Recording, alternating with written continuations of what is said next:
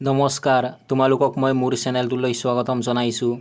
আজি মই ক্লাছ 6 বিজ্ঞানৰ chapter 13 wonderful facts of space মহাকাশৰ বিচিত্ৰ কথা পাঠটোৰ অনুশীলনীৰ প্ৰশ্ন উত্তৰসমূহ আলোচনা কৰিম। গতিকে তোমালোকে ভিডিঅ'টো প্ৰথমৰ পৰা শেষলৈকে চাবা। এক্সাৰচাইজৰ আৰম্ভণিতে কেইটামান MCQs দিয়া হৈছে। 1ৰ পৰা 5লৈকে 5টা MCQs দিয়া হৈছে। ইয়াত কৈছে darken the circle of correct answer, শুদ্ধ উত্তৰৰ গোলটো সম্পূৰ্ণকৈ পূৰ কৰা। 1 নম্বৰ MCQটো হৈছে which of the following is an example of a constellation. ইয়াৰ শুদ্ধ উত্তৰ হৈছে অপশ্যন চি, উৰ্ছা মেজৰ। গতিকে তোমালোকে অপশ্যন চি থকা গোলটো সম্পূৰ্ণকৈ পূৰ কৰি দিবা। 2 নম্বৰ MCQটো হৈছে which of the following is not a member of our solar system. ইয়াৰ শুদ্ধ উত্তৰ হৈছে অপশ্যন বি, কনষ্টেলেশ্যন। গতিকে তোমালোকে অপশ্যন বি থকা গোলটো সম্পূৰ্ণকৈ পূৰ কৰি দিবা। 3 নম্বৰ MCQটো হৈছে which of the following is a member of our solar system. ইয়াৰ শুদ্ধ উত্তৰ হৈছে অপশ্যন ডি, এষ্টেৰইডছ। গতিকে তোমালোকে অপশ্যন ডি থকা গোলটো সম্পূৰ্ণকৈ পূৰ কৰি দিবা। 4 নম্বৰ MCQটো হৈছে which of the following is not a planet of the sun. ইয়াৰ শুদ্ধ উত্তৰ হৈছে অপশ্যন বি, প্লুটো। গতিকে তোমালোকে অপশ্যন বি থকা গোলটো সম্পূৰ্ণকৈ পূৰ কৰি দিবা। 5 নম্বৰ MCQটো হৈছে which is the second nearest star to the earth. ইয়াৰ শুদ্ধ উত্তৰ হৈছে অপশ্যন চি, প্ৰক্সিমা চেণ্টাউৰি। গতিকে তোমালোকে অপশ্যন চি থকা গোলটো সম্পূৰ্ণকৈ পূৰ কৰি দিবা। মই তোমালোকক অসমীয়াখিনি ইতিমধ্যে শুদ্ধ উত্তৰত টিক চিন দি দিছোঁ। তোমালোকে চাই টিক চিন দি ল'বা।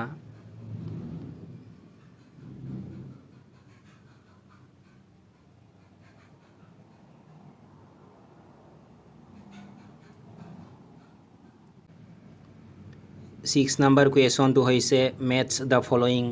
তলত দিয়াখিনি মিলোৱা। ইয়াত তোমালোকক কলম 1ত দিয়া পদসমূহ কলম 2ত দিয়া পদৰ সৈতে মিলাবলৈ কৈছে। 1 নম্বৰত দিয়া আছে ৰেড প্লেনেট। এইটো তোমালোকে কলম 2ত দিয়া বিৰ সৈতে মিলাই দিবা, মাৰ্চ। তাৰপাছত 2 নম্বৰত দিয়া হৈছে প্লেনেট উইথ ৰিংছ। এইটো তোমালোকে কলম 2ত দিয়া চিৰ সৈতে মিলাই দিবা, ছেটাৰ্ণ। 3 নম্বৰটো হৈছে কনষ্টেলেশ্যন। এইটো তোমালোকে কলম 2ত দিয়া ডি নম্বৰ অৰিয়নৰ সৈতে মিলাই দিবা।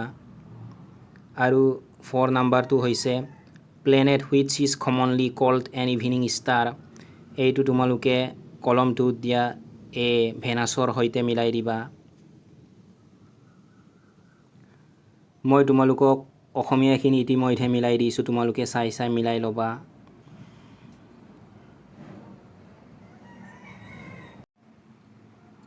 ছেভেন নম্বৰ কুৱেশ্যনটো হৈছে ফিল ইন দ্য ব্লেংকছ, খালী ঠাই পূৰ কৰা। 1 নম্বৰত দিয়া আছে a celestial body or object that revolves around a planet is known as. তোমালোকে খালী ঠাইত লিখি দিবা ছেটেলাইট। গ্ৰহৰ চাৰিওফালে পৰিভ্ৰমণ কৰি থকা নভোমণ্ডলীয় বস্তুক খালী ঠাইত তোমালোকে লিখিবা উপগ্ৰহ বোলে।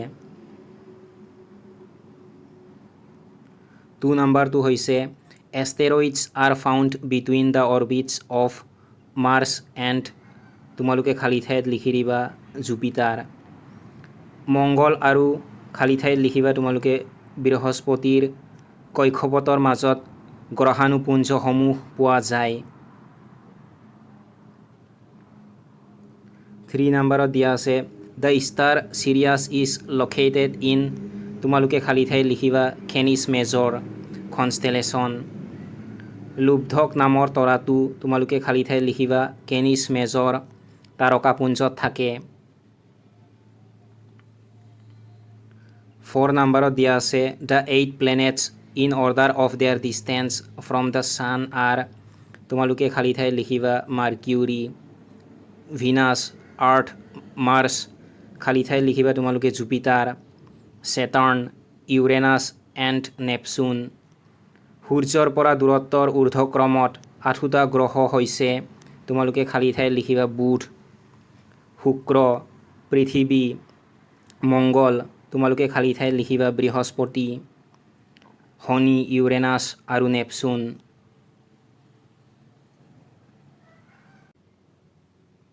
8 নম্বৰ কুৱেশ্যনটো হৈছে state whether the following statements are true or false. নিম্নলিখিত উক্তিবোৰ সত্য নে অসত্য লিখা। 1 নম্বৰ উক্তিটো হৈছে Pluto is the 9th planet of our solar system. এই উক্তিটো ফলছ হয়, গতিকে তোমালোকে ফলছ লিখিবা। 2 নম্বৰ উক্তিটো হৈছে pole star is a member of the solar system. এই উক্তিটো ফলছ হয়, গতিকে তোমালোকে ফলছ লিখিবা। 3 নম্বৰ উক্তিটো হৈছে a comet does not have a tail. এই উক্তিটো ফলছ হয়, গতিকে তোমালোকে ফলছ লিখিবা। 4 নম্বৰ উক্তিটো হৈছে there are millions of stars in the universe. এই উক্তিটো ট্ৰু হয়, গতিকে তোমালোকে ট্ৰু লিখিবা। 5 নম্বৰ উক্তিটো হৈছে Uranus is the farthest planet in the solar system. এই উক্তিটো ফলছ হয়, গতিকে তোমালোকে ফলছ লিখিবা। 6 নম্বৰ উক্তিটো হৈছে Orion is the brightest star in the universe. এই উক্তিটো ফলছ হয়, গতিকে তোমালোকে ফলছ লিখিবা। মই তোমালোকক অসমীয়াখিনি পঢ়ি নিদিওঁ, তোমালোকে চাই লিখি ল'বা।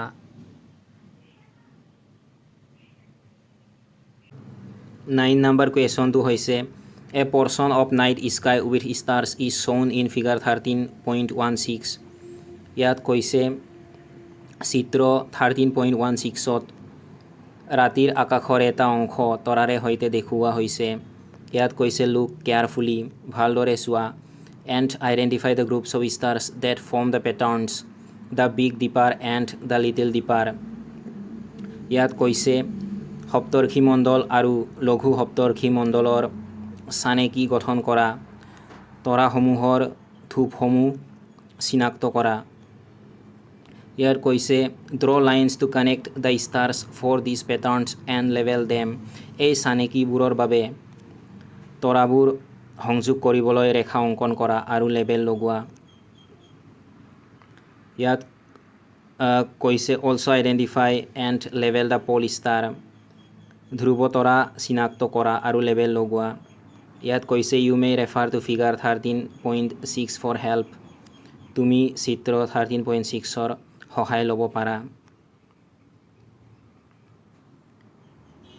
ইয়াত মই তোমালোকক বিগ ডিপাৰ অৰ্থাৎ সপ্তৰ্ষি মণ্ডলৰ চানেকি গঠন কৰা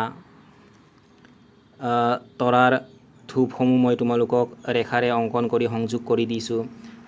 আৰু এইফালে তোমালোকক মই লিটিল ডিপাৰ অৰ্থাৎ লঘু সপ্তৰ্ষি মণ্ডলৰ চানেকি গঠন কৰা তৰাৰ ধূপসমূহ মই তোমালোকক ৰেখা অংকন কৰি সংযোগ কৰি দিছোঁ। তোমালোকে চাই সংযোগ কৰি ল'বা।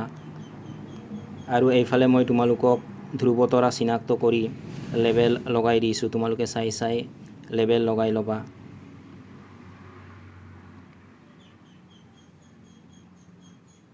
অসমীয়াত দিয়া প্ৰশ্নখিনি মই পঢ়ি নিদিওঁ, তোমালোকে চাই পঢ়ি ল'বা। আৰু এইফালেও মই সপ্তৰ্ষি মণ্ডলৰ চানেকি গঠন কৰা তৰাৰ ধূপসমূহ সংযোগ কৰি দিছোঁ। তোমালোকে চাই সংযোগ কৰি ল'বা।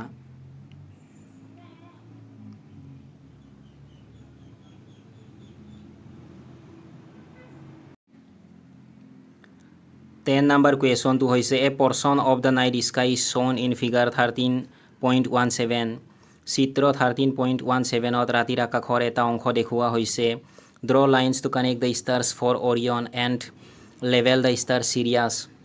কাল পুৰুষৰ বাবে তৰাবোৰ সংযোগ কৰিবলৈ ৰেখা অংকন কৰা আৰু লুব্ধক নামৰ তৰাটোত লেবেল লগোৱা। U may refer to figure 13.5। তুমি চিত্ৰ 13.5ৰ সহায় ল'ব পাৰা। ইয়াত মই তোমালোকক অৰিয়ন অৰ্থাৎ কাল পুৰুষৰ চানেকি গঠন কৰা তৰাবোৰ ৰেখা অংকন কৰি সংযোগ কৰি দিছোঁ। তোমালোকে চাই সংযোগ কৰি ল'বা। আৰু মই তোমালোকক ইয়াত চিৰিয়াছ অৰ্থাৎ লুব্ধক নামৰ তৰাটো চিনাক্ত কৰি লেবেল লগাই দিছোঁ। তোমালোকে চাই লেবেল লগাই ল'বা।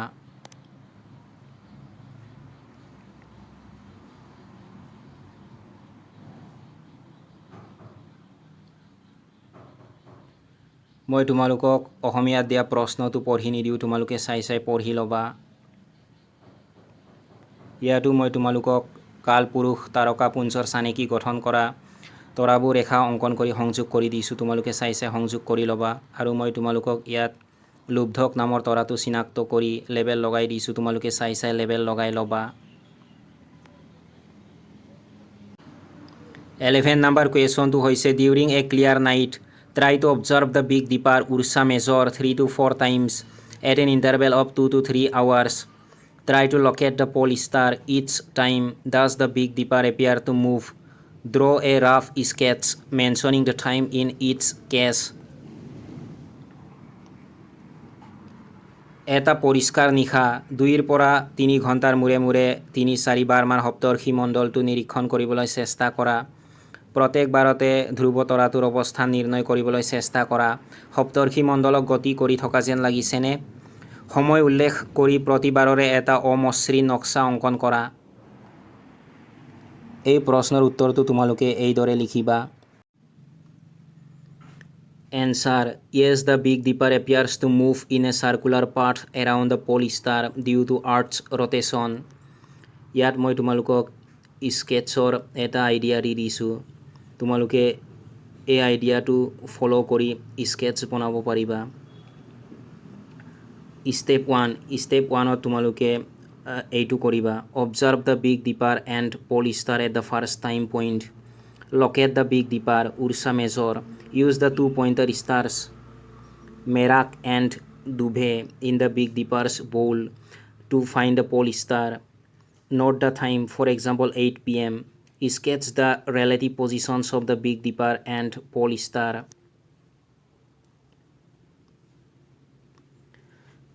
Step 2 তোমালোকে এইটো ফ'ল' কৰিবা। Observe the Big Dipper and pole star at the second time point. After 2 to 3 hours, observe again, for example 10 PM. Notice the Big Dipper's new position relative to the pole star. Sketch the new positions, noting the time. Step 3 তোমালোকে এইটো follow' কৰিবা। Observe the Big Dipper and pole star at the third time point. After another 2 to 3 hours, observe again, for example 12 AM. Observe the further shift in the Big Dipper's position. Sketch the positions, noting the time. মই অসমীয়াখিনি তোমালোকক পঢ়ি নিদিওঁ, তোমালোকে চাই নিজে পঢ়ি ল'বা আৰু লিখি ল'বা।